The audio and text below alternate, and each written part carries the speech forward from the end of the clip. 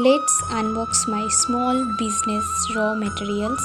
সত্যি বলতে আমার প্রচণ্ড পরিমাণে ভয় লাগছে, বিকজ আমি আগে এই রকম কোনো স্টেপ নিইনি। মানে এটা একটা রিস্কই বলা যেতে পারে।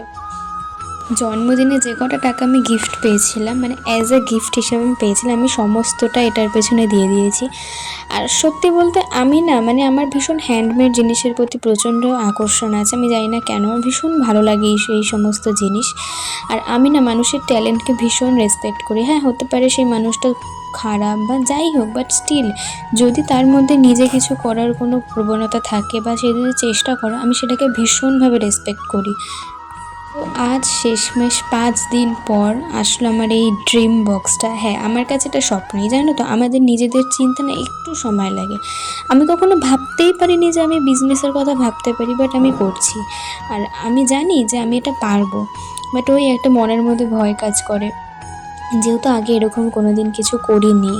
তো জিনিসগুলো দেখে আমি খুব খুশি হয়েছি, ভীষণ হ্যাপি হয়েছি, বাট স্টিল আমার কেন জানি না প্রচণ্ড ভয় লাগছে।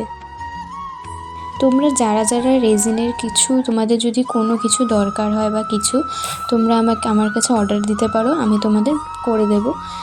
তো দেখা হচ্ছে পরের ভিডিওতে। আমি অবশ্য যেগুলো যেগুলো বানাবো তোমাদের সাথে শেয়ার করব।